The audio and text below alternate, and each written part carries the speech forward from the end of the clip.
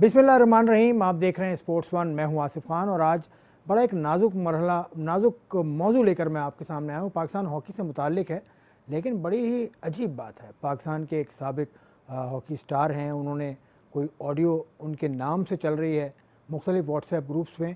उससे मैं तफसील से आज बात करूँगा। उसमें वज़ीर आज़म साहब से उन्होंने कुछ गुजारिशात की हैं, लेकिन उनका अंदाज़ लोग ये कह रहे हैं कि ठीक नहीं है। मैं बाकायदा आपको वो सुनवाऊँगा भी, उनकी ऑडियो क्या चल रही है।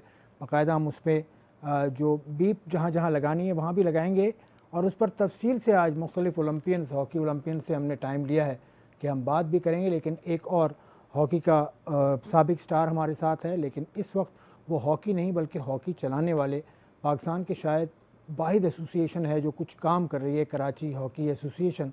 उसके सेक्रेटरी हैदर हुसैन मेरे साथ बैठे हैं। हैदर, अस्सलाम वालेकुम, आपका शुक्रिया आने का। और उनके साथ एक जैयद का लफ्ज़ इस्तेमाल कर रहा हूँ, जैयद सहाफ़ी, हंसी आ गई उनको। अतीक भाई मेरे साथ बैठे हैं, इनके तारुफ के लिए मेरे पास अल्फाज नहीं है। मैं जो आज यहाँ आपको बैठा नज़र आ रहा हूँ उसमें अतीक साहब का बहुत बड़ा कंट्रीब्यूशन है। मैंने अपना जब इलेक्ट्रॉनिक मीडिया का करियर शुरू किया तो आपको बताऊँ, मैं पहला आर्टिकल जो मेरा छपा फरवरी 2004 में, वो साहब ये हैं और इन्होंने मुझे उंगली पकड़ के चलना सिखाया। ये उन लोगों में से अतीक भाई, बहुत खुशी के साथ अस्सलाम वालेकुम। कैसे ठीक ठाक, खैरियत? बहुत शुक्रिया। लेकिन आपने जिस तरह से एक तहमीद बांधी है तो, और जिस तरह आपको डेट्स याद है और वो याद है, तो मुझे बहुत खुशी होती है। और उंगली पकड़ के तो नहीं, हमने तो सिर्फ एक रास्ता दिखा, उसके बाद मेहनत आसिफ आपकी है। देखें, इंसान एक सिर्फ आपको गाइड कर सकता है, उसके बाद आपने मेहनत करके अपना ये मकाम बनाया। ये आगे चल के करेंगे। छोड़ें यार अतीक, मैं हॉकी पे बात करूँगा। बड़ा नाजुक मौजू है। मेरे पास एक ऑडियो चल रहा है, रशीदुल हसन साहब उनका नाम है। ऑडियो भी सुनवाते हैं आपको। ऑडियो में कुछ थोड़ी हमने उसके लिए बीप बीप जहाँ करनी पड़ी वो हमने की है, वो भी सुनवाता हूँ आपको। लेकिन पहले जो कल टेस्ट मैच हुआ पाकिस्तान और वेस्ट इंडीज़ का, पाकिस्तान सुना है बड़ा अच्छा खेला लेकिन हार गया। क्यों? 7वें रैंक की टीम है वेस्ट इंडीज़ और हम 5 नंबर पे हैं। देखिए, दोनों ऐसी टीमें हैं कि जो बहुत छोटे से स्कोर पे हिम्मत भी हार जाती हैं और बड़े से बड़ा स्कोर चेस भी कर जाती हैं। वेस्ट इंडीज़ और पाकिस्तान दोनों अनप्रिडिक्टेबल टीम। लेकिन पाकिस्तान ने जहां बहुत अच्छे कैचेस पकड़े, वहां 3 कैचेस जो ड्रॉप हुए हैं, मैं समझता हूं कि वो एक टर्निंग पॉइंट या क्रूशल आप कह सकते हैं। गो के हदफ बहुत ज़्यादा बड़ा नहीं था वेस्ट इंडीज़ के लिए, उनके होम ग्राउंड पर एक मामूली हदफ था, लेकिन पाकिस्तानी बॉलर्स ने फिर भी नपी-तुली बॉलिंग की और एक तरीके से बहुत करीब आ गए थे। लेकिन ज़ाहिर बात है, वेस्ट इंडीज़ थी। जिस तरह कैचेस आपने ड्रॉप किए, ख़ासतौर पे हसन अली का कैच तो बहुत ही एक इजी कैच था। फिर अब्बास का, रिजवान का भी आप कह सकते हैं, लेकिन इतना बहैसियत विकेट कीपर तो उसके लिए एक पकड़ लेना चाहिए था उसको। एक लड़का हमने सिलेक्ट किया ना सिर्फ कैच पकड़ने के लिए, 5 मैचों में 15 कैचेज हैं उसके, इमरान भट्ट। हाँ, मतलब बैटिंग में बहुत अच्छा कैच पकड़ा, देखें। लेकिन उसका काम जो है वो नहीं कर रहा ना, ओपनिंग बैट्समैन है वो। काम तो हमारे बहुत से ऐसे बैट्समैन हैं। अगर बैट्समैन सारे चल जाते, मैं तो कह रहा हूँ कराची में जो कैंप लगा था, इतने सिनेरियो बेस्ड मैच हो रहे हैं, सिनेरियो बेस्ड वो खेले जा रहे हैं, लंबी लंबी विकेट पे ज़्यादा रुकने का। यहाँ यूनुस खान की कमी अब आप देख सकते हैं।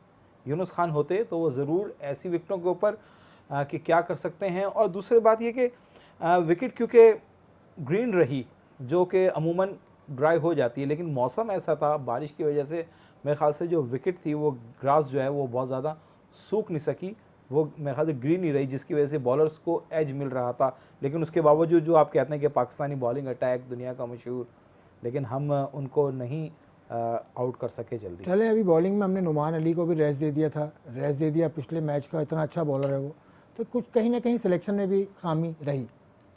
प्लेइंग 11 में, हाँ प्लेइंग 11 में, हाँ बिल्कुल। लेकिन नुमान को अगर विकेट देख के देखें फैसला किया ना, नुमान मेरे ख्याल से इतना एक्सपीरियंस बॉलर, इतना तो है, लेकिन यहाँ नहीं इतना। चलें आपकी बात मान ली भाई। पाकिस्तान टीम अब जो दूसरा टेस्ट मैच है, आखिरी टेस्ट मैच है इस सीरीज़ का, उसमें अच्छा करे।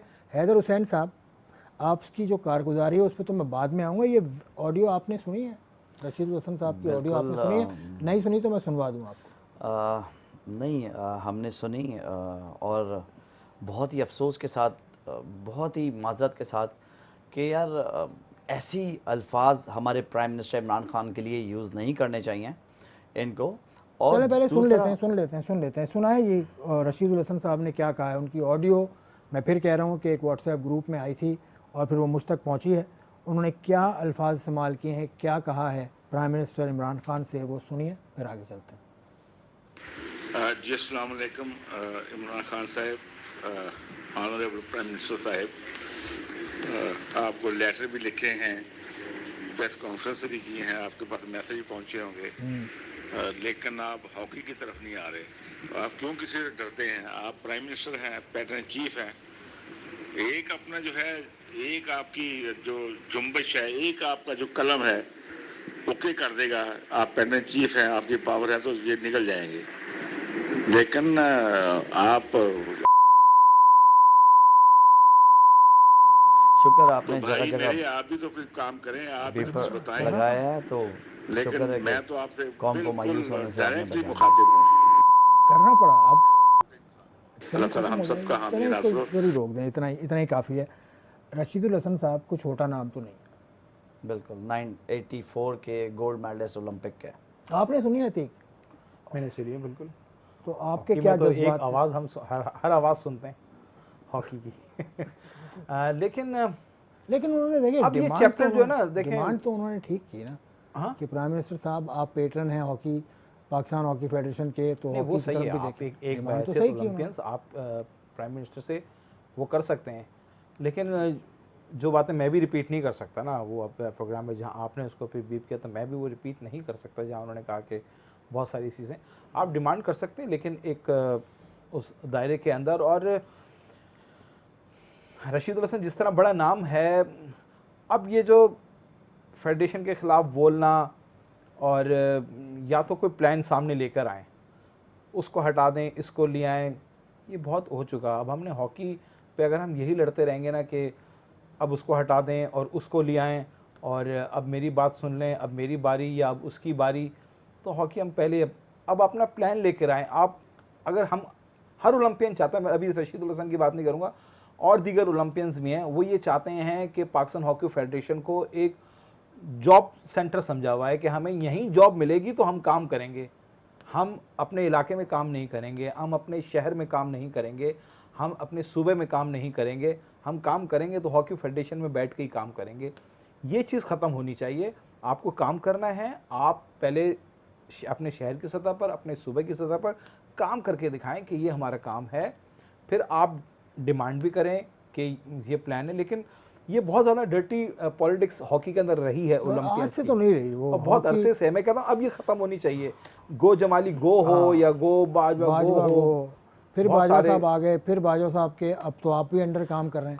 एक आसिफ हफ्ते के लिए आपको आसिफ चार्ज भाई, दिया था और आप रशीदुल अभी हसन तक- को पहले चाहिए अपने ग्रास रूट पे काम करें, जैसे हनीफ खान साहब काम कर रहे हैं, समीउल्लाह काम कर रहे हसन की हैं, गोजरा में हावर काम अकेडमी कर है, रहे हैं। कहते हैं। गोजरा में अकेडमी है, वो तो दानिश साहब बताएंगे कि कौन सी अकेडमी है और कितनी अकेडमी कब से चल रही है, कितना उसमें वो काम कर रहे हैं। सिर्फ बातें करने तक है। मुझे तो लग रहा है कि पहले कस्टम में थे, तो जब कस्टम में थे तो सब चीज़ें सही चल रही थी इनकी, इसलिए कि उनके ऊपर कोई इंक्वायरी ना बैठ जाए किसी किस्म की, कि फेडरेशन के खिलाफ उन्होंने कोई बयान, जैसे ही उन्होंने रिटायर हुए उसके बाद उनको फेडरेशन दानिश पूरी कलीम का आपने करने नाम लगी। लिया, दानिश कलीम लाइन पर हैं। दानिश कलीम, अस्सलाम वालेकुम, खुशामदीद प्रोग्राम में। मुझे ये बताइए, आपके तो उस्ताद भी हैं रशीदुल हसन साहब, उनकी एक ऑडियो गर्दिश कर रही है, वो अभी प्रोग्राम में भी हमने चलाई, उसमें कुछ अफसोसनाक अल्फाज इस्तेमाल किए गए हैं, वज़ीर आज़म इमरान खान से मुखातिब हैं वो। आपने वो सुनी है? पहले तो ये बताइए, और फिर आपके बिल्कुल, जज्बात। मैंने अभी सुनी है। तो आपके उसमें मैं ये कहना चाहूँगा कि एज ए ओलंपियन होने के नाते या स्पोर्ट्स कम्युनिटी की तरफ से कि मैं इस बात को बहुत ज़्यादा कंडेम करता हूँ, और ये अच्छी बात नहीं है कि एक प्राइम मिनिस्टर ऑफ पाकिस्तान या बेटर चीफ हॉकी फेडरेशन उसके मतलब ऐसी बातें की जाएं। किसी को भी ऐसी बातें नहीं करनी चाहिए।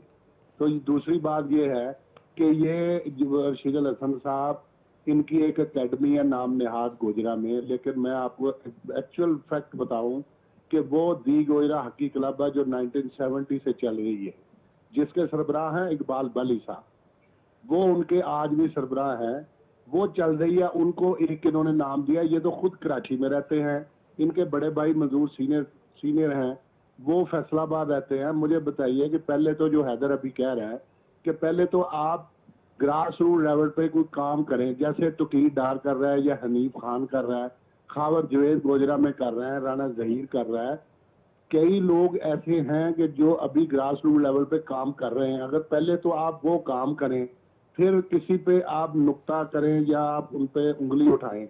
लेकिन मैं फिर आपको कहूं कि ये बहुत बुरी बात है, ये मैं इसको कंडक्ट करता हूं।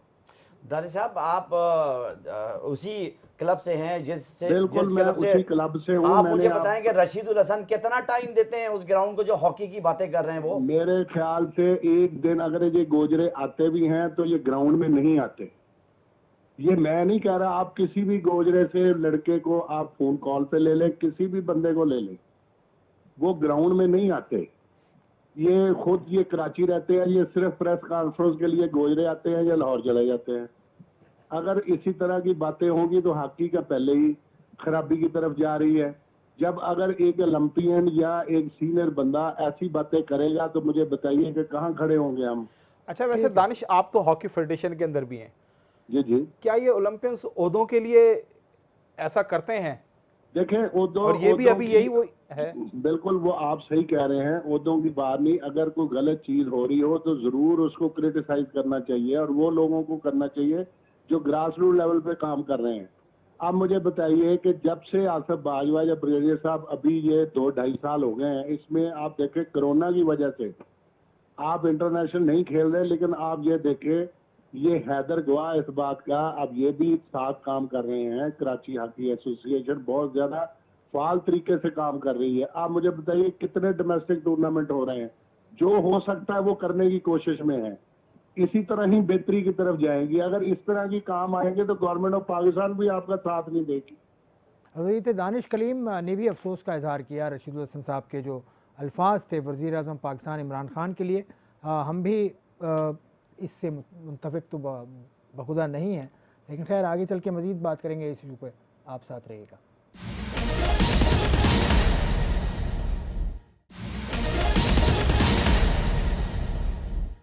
Welcome back to Sports One. बहुत सारी बातें थी करने की, हमने क्रिकेट से आगाज़ किया। हॉकी में अच्छा काम भी हो रहा है। कराची हॉकी एसोसिएशन के ज़रिए तमाम अभी 14 अगस्त को बड़ा अच्छा फंक्शन हुआ था, उसमें इस्लाहुद्दीन साहब भी आए थे। मैं उस पर बात करना चाह रहा था, लेकिन रशीदुल हसन वाला केस सामने आया। खैर, अब जब दूसरे किसी ओलंपियन से रब्ता हो, उससे पहले हैदर आप बताएं, आपने 14 अगस्त को इस्लाहुद्दीन साहब को लेके आ गया। इस्लाहुद्दीन भी थे, समीर हुसैन भी थे, जो आपके मुखालिफ समझे जाते हैं। वो कैसे हुआ ये सब? नहीं, इनका एसोसिएशन से तो इस्लाम भाई का कोई ताल्लुक़ नहीं है, और इस्लाम भाई को हमेशा हमने इनवाइट किया था। कभी वो आए नहीं थे इससे पहले, लेकिन अभी आए तो बहुत खुशाइंद बात है। और अब जो हमारे मेजर जनरल तारिक सूरी हैं, जो पैटर्न जो पैटर्न इन चीफ हैं हमारे मेजर जनरल तारिक सूरी, और उन्होंने ये कहा उस मुकाम पे 14 अगस्त के कि अब हॉकी आप देखिएगा कि कितनी परवान चढ़ेगी। जब तक कराची की हॉकी परवान नहीं चढ़ेगी, पाकिस्तान यही रोकता हूँ। हनीफ खान साहब को मैं वेट नहीं कराऊंगा, the legend of Pakistan hockey Hanif Khan हमारे साथ हैं। अस्सलाम वालेकुम हनीफ भाई। वालेकुम सलाम। हनीफ भाई, आपसे भी वही सवाल कि रशीदुल हसन साहब की एक ऑडियो गर्दिश कर रही है, उसमें उन्होंने वज़ीर आज़म से कुछ मुतालबात किए हैं। आपको कैसा लगा उनकी जानिब से मुतालबात का इस तरह से दोहराना? देखिए, मैं तो रशीदुल हसन को इतना ही कहूँगा, क्योंकि वो मेरे साथ हॉकी भी खेला है, मेरे साथ नौकरी भी की है। तो मैं सिर्फ इतनी सी बात कहूँगा कि ये हमारी खुशकिस्मती है कि एक स्पोर्ट्समैन जो है वो प्राइम मिनिस्टर बना है। तो हमें चाहिए कि उसको हम बूस्ट करें, उसके लिए अच्छी बातें करें, क्योंकि स्पोर्ट्समैन पॉलिटिशियन नहीं होता है। पहले तो वो पॉलिटिशियनों से 3 साल लड़ता रहा, अब वो थोड़ा बहुत अपने पैर हाथों पे खड़ा हुआ है प्राइम मिनिस्टर इमरान खान। तो उसने खुद कहा है कि मैं अब स्पोर्ट्स को देखूंगा और स्पोर्ट्स को बेहतर करूंगा। तो रशीदुल हसन ने जो बातें की हैं, मुझे नहीं समझ में आता कि किस मूड में की हैं और क्यों की हैं। उसको थोड़ा सा सोचना चाहिए था। कुछ भी है, स्पोर्ट्समैन था, स्पोर्ट्समैन है हमारा प्राइम मिनिस्टर इमरान खान, तो उसको थोड़ा बहुत तो ख्याल करना चाहिए था। फिर उसने जो है ब्रिगेडियर सज्जाद खोकर को भी कहा है। तो ब्रिगेडियर सज्जाद खोकर मेरे ख्याल से पाकिस्तान का वाइस प्रेसिडेंट है हॉकी का, जिसने अपने जेब से पैसे खर्चा किए हैं। पाकिस्तान टीम तो वर्ल्ड कप में नहीं जा रही थी जब उसने अपने जेब से पैसे दिए। तो मेरे ख्याल से नाम, किसी का नाम नहीं लेना चाहिए, किसी पे तनकीद नहीं करना चाहिए। हॉकी के लिए अगर आपका दर्द है तो आप हॉकी की बेहतरी की बातें करें, हॉकी के लिए बेहतर अल्फाज इस्तेमाल करें। किसी के लिए कोई ऐसे अल्फाज ना इस्तेमाल करें जिससे किसी की दिल आजारी हो। तो मैं समझता हूँ रशीदुल हसन को चाहिए कि इस बात को जो है अपनी जो है वो ये खत्म करें और किसी तरह इसको जो है कोशिश करें कि इसका कोई जवाब दें। हनी भाई, एक और चीज़, अभी दानिश करीम से बात हुई और दानिश करीम साहब उनके शागिर्द थे, उन्होंने ये बोला कि रशीदुल हसन गोजरा आते तो हैं एक दिन के लिए, लेकिन सिर्फ प्रेस कॉन्फ्रेंस करते हैं, किसी ग्राउंड वो नहीं जाते। तो सबसे पहले तो मैं रिक्वेस्ट करता हूँ इन सब से कि पहले अगर किसी पे तनकीद करें या हॉकी की बात करें, पहले ग्राउंड पे होना ज़रूरी है। जैसे हनीफ खान, तौकीर डार, जाहिर शाह, लोग जैसे हैं जो ग्राउंड पे खड़े होते हैं, खबर जावेद है, राना मुजाहिद, तो ऐसे लोग तो तनकीद करें कि अगर उनको कुछ नज़र आ रहा है। लेकिन जो घर बैठ के जो एक दिन की ड्राइंग रूम वाली हॉकी, वो ख़त्म होनी चाहिए अब।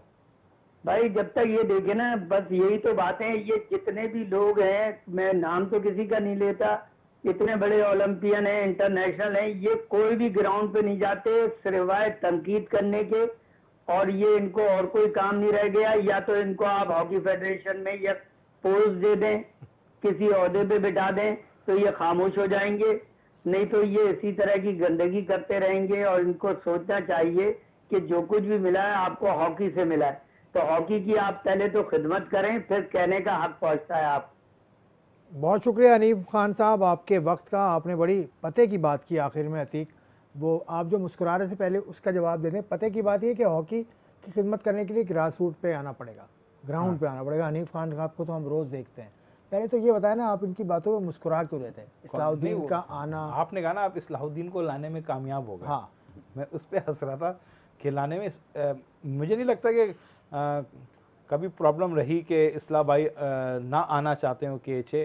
कभी भी इस्लाह भाई ने ये नहीं बोला कि नहीं आना, लेकिन कभी ना कभी उनकी तबीयत दरअसल उनकी खराब अपनी होती भी है। एकेडमी है, और लेकिन डेफिनेटली ग्रास रूट पे वो भी काम कर रहे हैं। वो खुद भी वहाँ काम कर लेकिन रहे हैं। दूसरे जो जॉइंट हैं आपके पास, समीउल्लाह, वो उस दिन नहीं थे एक्चुअली। हाँ, समी भाई का फ़ोन आया था। समी भाई वहाँ पर इंटरव्यू दे रहे थे किसी चैनल पे, और उन्होंने कहा था कि मैं आ रहा हूँ, और उसके दूसरे दिन उन्होंने एक्सक्यूज़ किया, उन्होंने फ़ोन किया।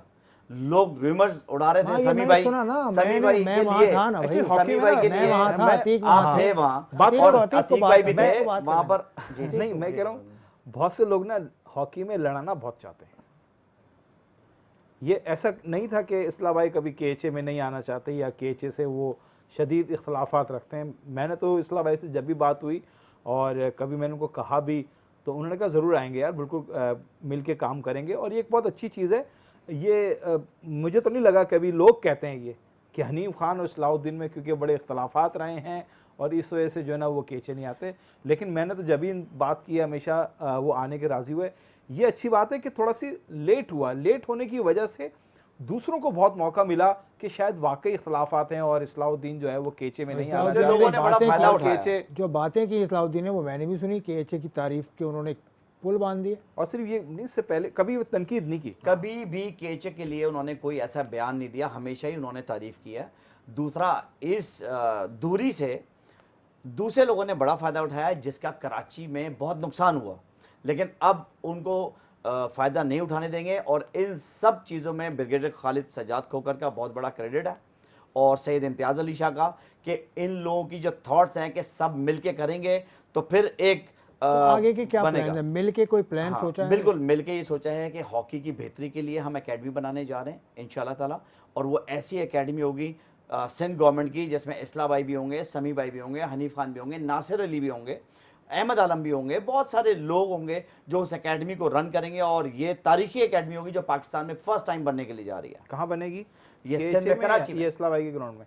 दोनों जगह ये इतनी बड़ी एकेडमी चीज़ होगी। खत्म, हाँ। ये इतनी बड़ी एकेडमी होगी कि इस्लाह भाई के भी जो रूम्स हैं, हमारे पास भी जो रूम्स हैं, वहाँ पर हम इनको अडॉप्ट करेंगे, बच्चों को उनकी मतलब एजुकेशन करेंगे। इस्लाहुद्दीन और समीउल्लाह और हनीफ खान ये एक हो रहे हैं। नहीं, एक तो है, लेकिन तो नजर है। नजर आने मैं के लिए, ये नजर आने बताना के लिए एक हो रहे हैं। आसिफ भाई, ये मैं बताना चाहता हूँ कि जब समी भाई लेट हुए, समी भाई कल नहीं आए, तो लोगों ने रिवर्स फैला दी, खास तौर पे जो आए हुए थे हमारे गेस्ट, कि समी भाई इसलिए नहीं आ रहे कि इस्लाह भाई आए। तो मैंने फिर उससे काउंटर चेक करने के लिए उसको फ़ोन किया कि यार आपकी समी भाई से बात हुई है?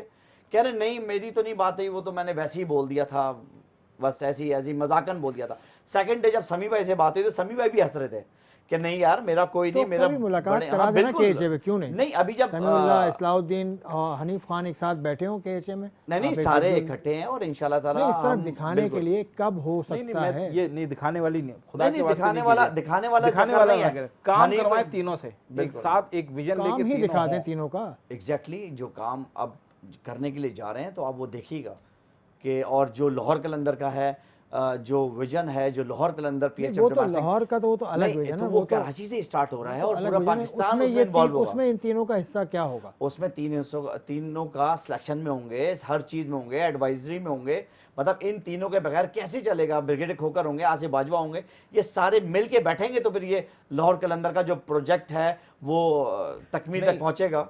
बात वो सही कह रहे हैं कि देखें, हैदर ने कराची में बहुत काम किया हॉकी का, ये इसके जो दुश्मन भी हैं या इसको जो पसंद नहीं करते वो भी कहते हैं कि यार जो भी है मेला सजा लेता है, हॉकी होती है जगह दी। लेकिन अगर आप ओवरऑल ज़रा बड़े लेवल पे जाके देखें तो कराची हॉकी नहीं है, टीम नहीं है। नेशनल चैम्पियनशिप में हो तो वो लड़के वैसे नहीं हो रहे। अब ज़रूरत है हैदर को ये बड़े नाम्स की, जो हैदर के साथ बैठ के काम करेंगे तो फिर जब नेशनल चैम्पियनशिप होगी या बड़े इवेंट होंगे तो कराची की टीम नज़र आएगी। अगर अभी देखा जाए तो बहुत कराची की टीम कहीं नज़र नहीं आ रही। कराची में इवेंट बहुत हो रहे हैं, पूरे मुल्क से ज़्यादा कराची में इवेंट हो रहे हैं, ये हैदर के अपने एफर्ट की वजह से हो रहे हैं। लेकिन अब आगे बढ़ना है तो उसके लिए बड़े नाम चाहिए होंगे, बड़ा विजन चाहिए होगा। इस्लाउद्दीन जैसा विजन चाहिए होगा, हनीफ खान जैसे जो है वो हर वक्त ग्राउंड में खड़े जैसे लोग चाहिए होंगे, समीउल्लाह जैसे जो है वो पाक दामन जैसे, उन पर कभी कोई करप्शन का वो नहीं है, ऐसे लोग होंगे तो फिर कराची की हॉकी ऊपर आएगी, कंपटीशन बढ़ेगा। लाहौर कराची ये टीमें जब लड़ेंगी आपस में तो फिर आपका टैलेंट सामने आएगा। आज भाई कराची को प्री प्लान बर्बाद किया गया है। किसने? उसको लोगों ने, वो सबके लोगों? सामने आ, किन लोगों? नाम नहीं लेना चाहता मैं, लेकिन सबको पता है। लेकिन अब वो चीज़ नहीं होगी और अब किसी को भी, असल में होता ये था कि बच्चों को ब्लैकमेल किया जाता था कि इस ग्राउंड पे ना जाएं, उस ग्राउंड पे नहीं जाएं। क्यों ना जाएं? अगर कराची की टीम से नहीं खेलेगा तो सिंध में कैसे आएगा? सिंध में नहीं खेलेगा तो पाकिस्तान में कैसे आएगा?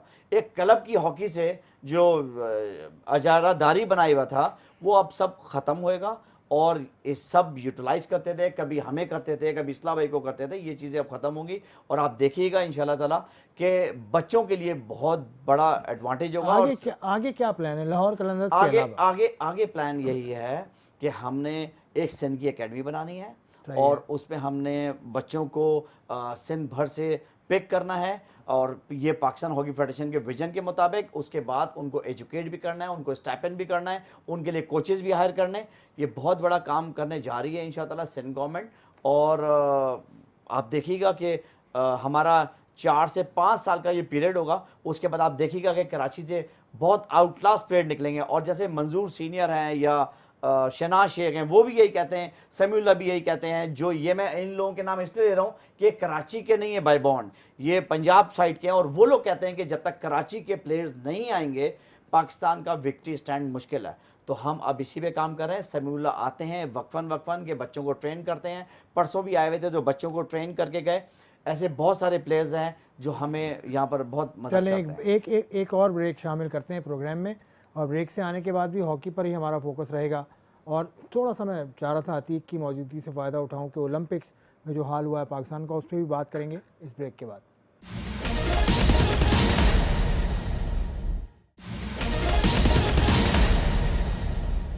स्पोर्ट्स वन में एक मरतबा फिर खुशामदीद। अतीकुर रहमान मेरे साथ बैठे हैं और हैदर हुसैन मेरे साथ बैठे हैं। अतीक, थोड़ी सी ओलंपिक्स पे भी बात करें ना, फहमीदा मिर्ज़ा वर्सेस आरिफ हसन, इस केस को क्या देख रहे हैं? एक दिन फहमीदा मिर्ज़ा की तस्वीर आती है कि वो लड़कों को जो ओलंपिक्स में नुमाया रहे थे उन्होंने सदर से मुलाकात करा दी। उसके बाद अगले दिन POA की तरफ से खबर लग जाती है कि वो प्राइम मिनिस्टर से कुछ कहना चाहते हैं। कहाँ जाते देख रहे हैं, क्या हो रहा है ये? देखें आसिफ, कड़वी और बड़ी सच बात कहूँगा, पहले मैं दूसरों पर उंगली उठाने से पहले हम खुद भी कसूरवार हैं। सही है। हम मीडिया में इन एथलीट्स को इतना हाईलाइट्स नहीं किया जाता। बिल्कुल सही, बिल्कुल सही। तो सबसे पहले तो हम तनकीद मैं अपने ऊपर खुद करूँगा बहस जर्नलिस्ट, जिस तरह हमें एथलीट्स को उठाना चाहिए था साल इनके मसाइलों को, उस तरह हम नहीं कर सके। हमारे स्पोर्ट्स के जितने चैनल्स पे प्रोग्राम होते हैं, आसिफ कितना टाइम देते हैं हम इन एथलीट्स को? बिल्कुल नहीं देते। 10% तो भी फिर हम इनसे तवक्को करना भी हम लोग फिर एकदम बांध देते। अभी देखें अरशद नदीम को और ताला तालिब का जितना भी केस उठाया मीडिया ने उठाया ना, अगर ये केस बहुत पहले उठ चुका होता तो शायद आज हमारे पास मेडल होता। तो सबसे पहले तो हम अपने ऊपर तनकीद करूंगा मैं खुद एज अ के उस तरह हमें सारे मीडिया को इन एथलीट्स के लिए करनी चाहिए। इसके बाद अब हम किसी पे तनकीद कर सकते हैं। पहले अगर अपनी गलती मानेंगे तो दूसरे पे उंगली उठाते हुए हमें अच्छा भी लगता है, वरना यहाँ तो हमने अमूमन देखा है कि दूसरों पे बस कीचड़ उछाल दो, अपने आप दामन साफ करके निकल जाओ। ऐसा नहीं, पहले हमारी गलती मैं मतलब मीडिया क्रिकेट को 90% कवरेज देता है। हाँ, ये कसूर है। दे क्रिकेट को भी दे, ठीक है, बहुत ज़्यादा मकबूल खेले दे, लेकिन अगर किसी एथलीट्स के दीगर खेलों के कोई मसाइल हैं उसको उजागर ज़रूर करे। अब आपने बात की Pakistan sport board, Pakistan Olympic association और फेडरेशन, एथलीट फंस के रह गया इन तीनों के गोरख धंधों के अंदर, इन जाल के अंदर। एथलीट्स को मौका ही नहीं मिलता कि मैं फेडरेशन की सुन के जवाब दूं, मैं पाकिस्तान स्पोर्ट बोर्ड की सुनूं, मैं ओलंपिक एसोसिएशन की सुनूं, मैं किसकी सुनूं। एक एथलीट तो फंस गया है क्योंकि वो जिस क्लब से खेल रहा है उसको उस क्लब के दायरे के अंदर ही रखा जाता है। अगर वो ऊपर आता है फिर फेडरेशन की सियासत शुरू होती है, फेडरेशन की सियासत से निकलता है तो फिर पाकिस्तान ओलंपिक की सियासत शुरू होती है, वहाँ से निकलता है तो फिर स्पोर्ट। ये सारे को अपना अपना किरदार अदा करना पड़ेगा और सबकी गलतियां। इस वक्त फहमीदा मिर्ज़ा भी काफ़ी एक्टिव हैं, आरिफ हसन साहब भी कहीं ना कहीं नज़र आ जाते हैं, तो कसूर किसका है, ज़्यादा कसूर किसका है इन दोनों में से?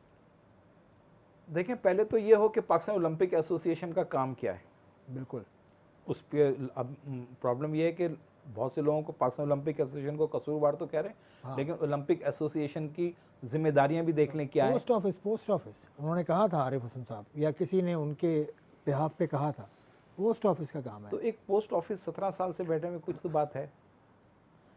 बज़ाहिर कहने को यूँ कहते हैं कि हमारा तो काम ही कुछ नहीं है।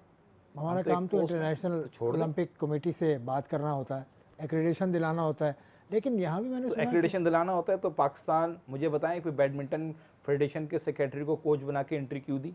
बिल्कुल सही। तला तालिब के कोच को नहीं बल्कि फेडरेशन के सदर को एंट्री क्यों दिलवाई? जब आपकी एथलेटिक फेडरेशन कह रही है कि नजमा परवीन ने जिस तरीके से ट्रेनिंग करनी चाहिए थी उस तरह नहीं की, हम नहीं भेजना उसको चाहते, फिर आप क्यों उसमें इंटरफेरेंस कर रहे हैं कि उनको जाना चाहिए? कहीं आप कहते हैं कि हमारा तो काम ही कुछ नहीं है और आप सारे काम भी कर रहे हैं फिर। और सुना फहमीदा मिर्ज़ा साहिबा ने अपने किसी करीबी रिश्तेदार का एक्रेडिटेशन बनाने के लिए कहा था, ऐसी सोशल मीडिया पे सुन पड़ा। नहीं, वो दरअसल जो मीडिया पे उन्होंने बात भी कही है, वो डीजी स्पोर्ट्स का चाहते हैं कि अगर, क्योंकि वो उनकी एंट्री जो डीजी नए स्पोर्ट्स आए हैं आसिफ जमान, हाँ। वो आए हैं मेरे ख्याल 3-4 महीने हुए हैं अप्रैल की, और ये एक्रेडिटेशन जो है वो बहुत पहले हो जाती हैं। तो पाकिस्तान ओलंपिक एसोसिएशन ने कहा कि हमने जो एक्रेडिटेशन करवाई थी वो बहुत पहले हो जाती हैं, अब बिल्कुल आखिरी मोमेंट के ऊपर हम किसी का एक्रेडिटेशन नहीं करा सकते। लेकिन इस पर खफा होने वाली बात नहीं है, ठीक है, डीजी स्पोर्ट्स का अगर एक्रेडिटेशन नहीं हुआ तो खफा नहीं होना चाहिए, इसको इशू नहीं बनाना चाहिए। मैं ये कहना चाहता हूँ डीजी, हाँ किसी खिलाड़ी का नहीं होता एक्रेडिटेशन तो आप शोर मचा दें, डीजी स्पोर्ट्स का एक्रेडिटेशन नहीं हुआ तो इस पर हमें इतना ज़्यादा वावेला या शोर नहीं मचाना चाहिए। अब क्या होगा? अभी ओलंपिक एसोसिएशन पूरी तरह मैदान में नहीं आई है, आरिफ हसन साहब बाहर हैं, शायद इस वजह से अभी तक उनका कोई वाज़ेह बयान नहीं आया है, क्या होता देख रहे हैं? देखें, उनकी जो ओलंपिक एसोसिएशन के सेक्रेटरी हैं खालिद महमूद, उन्होंने तो एक प्रेस कॉन्फ्रेंस की है जिसमें उन्होंने अपना भरपूर दिफा किया है, और इससे पहले भी ओलंपिक के दौरान भी उन्होंने अपनी एक प्रेस रिलीज निकाली थी जिसमें उन्होंने पाकिस्तान स्पोर्ट बोर्ड को कसूरवार कहा था। छोड़ दें, अभी पाकिस्तान स्पोर्ट बोर्ड कहे कि ओलंपिक एसोसिएशन है, Olympic association Pakistan sport board है, ये लड़ाई झगड़ों के अंदर हम फिर 4 साल निकल जाएंगे, 4 साल बाद फिर हम पेरिस ओलंपिक पे बात कर रहे होंगे, फिर ये रोना रो रहे होंगे कि इतने साल हो गए और उन्होंने कुछ नहीं किया, उन्होंने फंड नहीं दिया। अब बात करते हैं गवर्नमेंट को, हम मुर्द इल्ज़ाम तो बहुत ठहराते हैं, लेकिन फ़ंड कितना है? अगर आप देखें, मैं उस दिन ये जो शूटर गुलाम मुस्तफ़ा से बात करता, GM बशीर से, उसने कहा शूटिंग का इंडिया का 7 अरब का बजट है सिर्फ शूटिंग का, और हमारे तो मेरे ख्याल से 10 से 20 लाख से ज़्यादा का नहीं है। अब आप बताएं। सारी फेडरेशन का पाकिस्तान को मेरे ख्याल से 30-35 नहीं, लाख ये फेडरेशन में जो इन्होंने फ़ंड दिए थे अभी आखिरी दिनों में, वो भी इन्होंने अपनी मर्जी से इस फेडरेशन को ज़्यादा दे दिए, किसी को कम दिए, ऐसा। लेकिन ज़्यादा भी अगर दिए तो वो 35 हाँ। लाख 50 लाख से होता क्या है? 41 एक अगर इंटरनेशनल टूर होता है तो उसमें 2-3 करोड़ रुपए लग जाते हैं एक, और जब हम खेलते थे तो हम तो मेरे ख्याल से 10-15 टूर करते थे एक साल में। आपकी तो हॉकी का मैं कह रहा हूँ 18वें नंबर पे टारगेट कर लें, बगैर खेले, आप टारगेट कर लेंगे ये बगैर खेले कोई टूर्नामेंट नहीं खेला तो 18वें नंबर पे। नहीं, टारगेट कर लें। मैं कहता हूँ ठीक है, आप ओलंपिक के सारे खेलों में तो मेडल नहीं मिल सकते ना, आप 4 या 3 या 2 खेल बिल्कुल इनको सही टारगेट कर लें। भाई आप जब आखिरी दफ़ा मेरे प्रोग्राम में आए थे ना, आपने यही बात की थी, मैं टारगेट कर ले। जब 4 साल बाद फिर ओलंपिक को जिंदगी दी अल्लाह ताला ने आए तो फिर यही बात करूंगा। अच्छा, कौन से वो खेल हैं आपके ख्याल में जिनको टारगेट कर लेना चाहिए? देखिए, 3-4 खेल कौन से हैं? जेवलिन थ्रो को कोई जानता था? थैंक्स। शायद मेरे ख्याल से अरशद नदीम ने सबसे बड़ा काम जो हुआ है वो उसने जेवलिन थ्रो को एक जिंदा किया, लोगों को पता चला कि जेवलिन थ्रो एक स्पोर्ट्स है। तो पाकिस्तान में कोई स्पोर्ट जो है ना, पाकिस्तान के दुनिया में कोई स्पोर्ट छोटा या बड़ा नहीं होता, स्पोर्ट्स की अपनी एक म्यार होता है। अब जेवलिन थ्रो को अरशद नदीम ने जिंदा किया। इसी तरीके से मार्शल आर्ट में बहुत सारे हमारे ऐसे खिलाड़ी हैं, कराटे के अंदर सादी अब्बास है, बेशुमार हमारे ऐसे। ये तो फेडरेशंस को और ओलंपिक एसोसिएशन को और स्पोर्ट बोर्ड को ये पूरे साल की कारकर्दगी उठा के देखनी चाहिए कि यार इस फेडरेशन ने अच्छा काम किया और उसके ये 4 लड़के अच्छे हैं, उसके ये 2-3 खेलों को टारगेट करके आप उनके ऊपर बिल्कुल फोकस करें। बाकी खेलों को जिस तरह आप चला रहे हैं उस तरह चलने दें। जितना आप 5 लाख लेते हैं, 10 लाख देते हैं, 25 लाख देते हैं, उनको देते रहें। लेकिन आप समझते हैं कि ये हमारे अच्छे स्पोर्ट्स हैं, ये मेडल ला सकते हैं, उन एथलीट पर काम करें, उनको हर लेवल की फैसिलिटीज़ दें। अगर वो ट्रेनिंग मुल्क से बाहर करना चाहते हैं उनको बाहर भेजें। अगर वो चाहते हैं कि उनके साथ फॉरेनर कोच अटैच हों तो उनके साथ फॉरेनर के कोच अटैच होना चाहिए। उन 4-5 खेलों को आप टारगेट करके, ताकि पोडियम तक तो पहुँचे ना, गोल्ड सिल्वर वो फिर भी आ जाएंगे हमारे पास, लेकिन हमें टारगेट करने होंगे। अब इसमें भी सिफारिश आएगी कि जनाब हमारे एक फलां लड़के ने जीत लिया तो ये जा सकता है। ये तो पाकिस्तान स्पोर्ट बोर्ड और पाकिस्तान ओलंपिक एसोसिएशन और ओलंपिक जो स्पोर्ट्स की पॉलिसी है वो भी नहीं अभी तक बनी। 2005 में आखिरी स्पोर्ट्स पॉलिसी आई। अब एक नई स्पोर्ट्स पॉलिसी है जो पाकिस्तान स्पोर्ट बोर्ड ने, डॉक्टर फहमीदा मिर्ज़ा ने बनाई है, लेकिन उसको इम्प्लीमेंट नहीं हो पा रहा उसके ऊपर, क्योंकि फेडरेशंस को उस पर एतराज़ है और ओलंपिक एसोसिएशन को भी एतराज़ है। उसमें बहुत लंबी है वो पूरी पॉलिसी, एतराज़ात उस पर काफ़ी आएंगे और फेडरेशन मानेंगे नहीं उस पर इतनी। आपसे इनपुट ली जाती है हॉकी से? आप तो खैर एसोसिएशन में हैं, लेकिन फेडरेशन वाले कुछ बताते हो आपको? नहीं, फेडरेशन कुछ से आपसे इनपुट मांगते हो? बिल्कुल फेडरेशन से मांगते होंगे ओलंपिक वाले और स्पोर्ट बोर्ड वाले। और लेकिन ये कि मैं ये कहना चाहता हूँ कि ये बजट जो है फेडरेशंस का, ये ना होने के बराबर है।